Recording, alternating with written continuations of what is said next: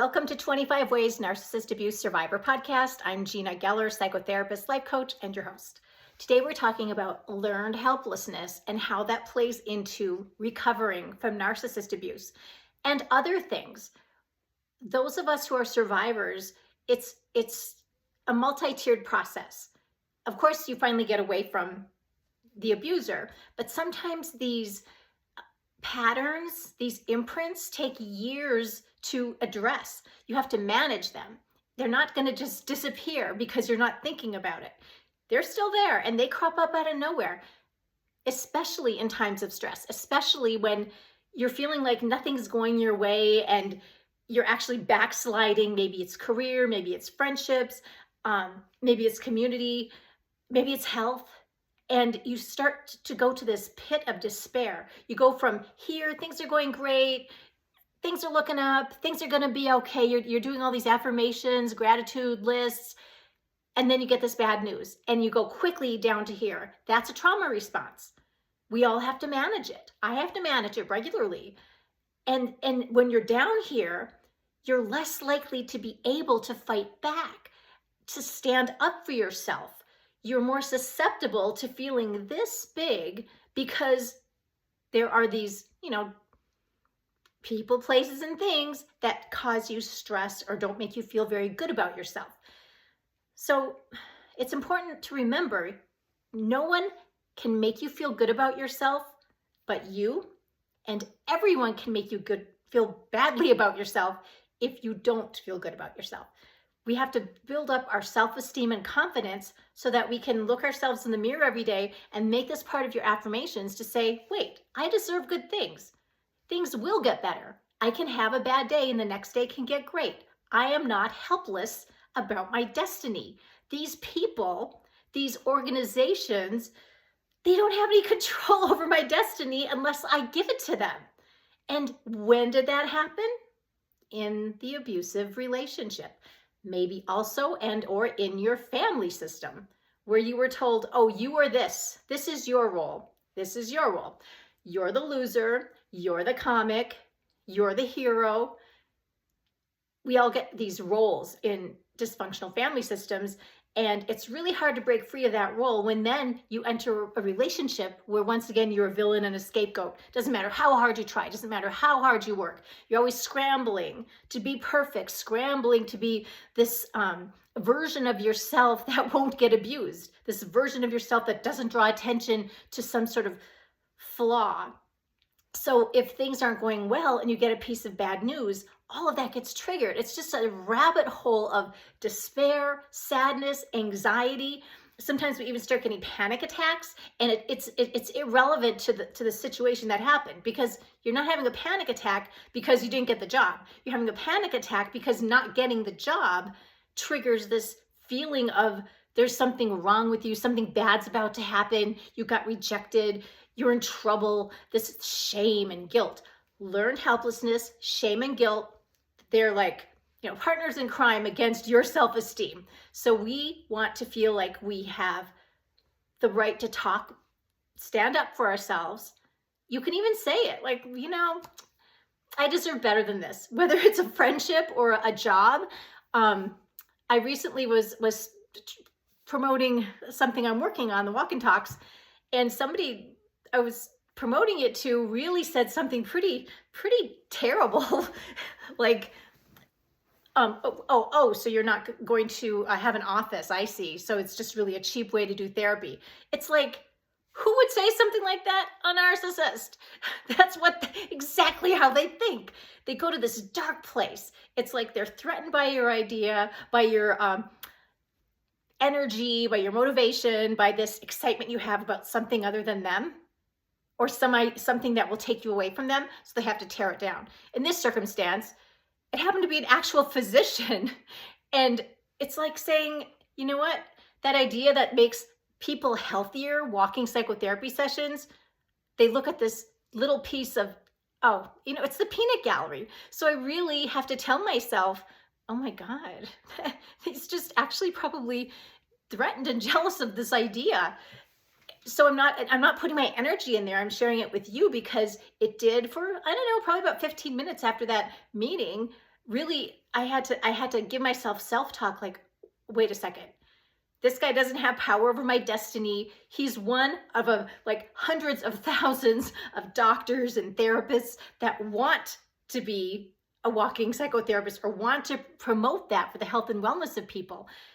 You could look at it on a dark side and stay over there and go with that energy, or find the people that say, yeah, that's a great idea. You know what? Yeah, I want to do that. There are more people that want to do that than the peanut gallery. The peanut gallery is only like 10%, right? The guy at the baseball game that's, heckling the batter, that's not the whole crowd. The hecklers are the peanut gallery, and they're trying to get to you. They're trying to get in here. So that triggers this learned helplessness response. People that have never been through that, it triggers a fighting response. And that's actually something that I'm working on. Something I want you to work on is to take it from, oh, this is never going to get anywhere. Oh, this is a bad idea. Oh, I'm a fraud. That's what they want you to think. You're a fraud because, they think they're a fraud themselves and they're projecting it onto you. But anyway, you have to talk back to that stuff like, wait a second, I've been working on this for 10 years. I've been doing this for 10 years of my life. I'm not a fraud.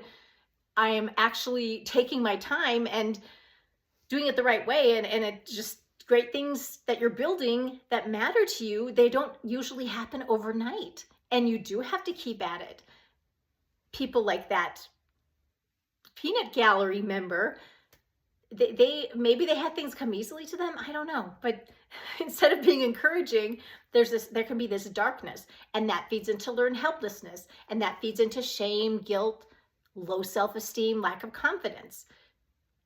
And another ingredient in this cauldron of the rabbit hole is also this feeling like it's just never going to get better. It's never going to change. That you're better off, backtracking and going to where you can do well. You're going to be comfortable there. You're never going to really get anywhere, but you won't get attacked verbally. You won't draw attention to yourself. And, there's a safety in that for your overworked nervous system, your traumatized nervous system. I have horrible news for you. If you've been with a narcissist, or if you were raised in an abusive family system, or sometimes even abusive, toxic work environments, that trauma response, it doesn't go away. And not everyone will react the same as you. And we're working on our reactions. We're going to act instead of react. When that physician said what he said, I just said, well, that doesn't sound like anything I want to connect with. So thanks for your time. And, it took 15 minutes to shake it off, walk it off. Ironically, coincidentally, go for a walk to shake off the, toxicity. It's very effective for trauma survivors. But it got me to thinking, God, this little piece is so powerful if you give it the power. And 15 minutes to walk it off, that's not bad. It used to take me days. You'd have this trauma response fog for days, and you could get nothing done in those days, nothing productive. I mean, you would show up, you had to take your kid to school or go to work. But if you got triggered by that doctor, and I've been triggered by other doctors that I try to market to, one actually told me, I don't believe in therapy. He said, I don't believe in psychotherapy. I can do it all myself. Sound like a narcissist much? There's a whole world of psychotherapists. But at the time, I was in the middle of, an emotionally abusive relationship, and I felt this big. So I gave up. I just stopped marketing. And of course, when I talk to this other person now, this other doctor now, it's going to trigger something. So think through your inventory of who does that? Who's done that to you? Where are you talked down to? And then think of people, environments where you see women standing up for themselves, that they've got fight. I always think of lawyers. You sit there in the courtroom and they're sparring, and no one's going into a hole saying, okay, I'm a loser, you win. No. And it's a game. look at it like this. This is another tool for your toolbox. And there's research on this. Actually, more affluent people that come through affluent family systems, and they enter the world with more of a, number one, they're going to fight. Number two, this is a game. This is all a game, and I'm going to win. For those of us who are told, no, you don't get to win. No, you can't be competitive. Girls aren't supposed to be competitive. So just, nice bear. I'm not competing with you, bear. Okay, you go ahead and win. Take all my honey. That's fawning. So instead of fawning, we're fighting, not physically, unless you have to defend yourself, but you can use your words. You can use your intellect. You can use your behavior. You don't have to react. You can stay calm and collected, but you can also choose to react. You don't lose your power because you have an emotion. You aren't being too sensitive because you reacted with an emotion to somebody's inappropriate behavior. If you're having a reaction, it's probably an inappropriate behavior. If you're, presenting yourself professionally and you're doing all your work to be confident, and you show up thinking the best and you want the best, you're not fragile, but there are some behaviors that can come out of nowhere by other people that really trigger you, and they can really bring you down if you let them. So we want to work on having a fighting spirit. Part of the affirmations in the 25 Ways Narcissist Abuse Survivor Workbook is to give you that fighting spirit. We stay calm. Of course, we don't want to react, but we also we owe it to ourselves to act, to take whatever ingredient that's trying to keep us down in the rabbit hole, to push back up. You're not going to sit in there and be like, Zen, like Yoda. We're thinking, feeling, evolving people. So if you have a reaction, no shame, no guilt. Their action might have been to gaslight you. Your reaction can sometimes be more than you wanted it to be, but you have a right to react. You don't see people in the courtroom always, there are different styles. Some people have strong reactions and they're very intense and everyone's afraid of them. How come if you have a stronger reaction and you're intense, you're sensitive, you're overreacting? Because you're not feeling like you have power. Who cares if they think you're reacting? You're using your words, you're using your experiences, you've got your gratitude lists, and you're working on yourself. You don't have to go into some sort of dark place every time somebody triggers you. You'll see right now I'm a little bit in the dark because the light just ran out of my camera here, but I'm going to keep going. I don't think that I should have to start over because of that. So if things can throw you off your game, they can throw you off track, but you just take a deep breath and say, where was I headed here? Yes. Empowering yourself to not feel helpless, even though external variables out of your control pop up, people, places, and things. It can be comforting to backtrack and go back to old familiar behaviors, old people that we know are going to hurt us just because we're familiar with them. Doesn't mean it's good for you.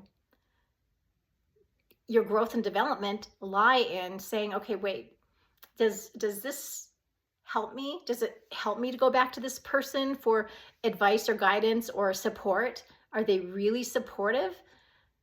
Can I figure this out on my own? Can I just sit with it? Allowing yourself some grace around the discomfort is one of your solutions to feeling comfortable and confident with your new version of yourself. When you stop being helpless, this is a new version of yourself. It can be a little bit scary. Like you're making other people threatened because you're not acting helpless. This is part of evolution of a woman who is no longer going to take any crap.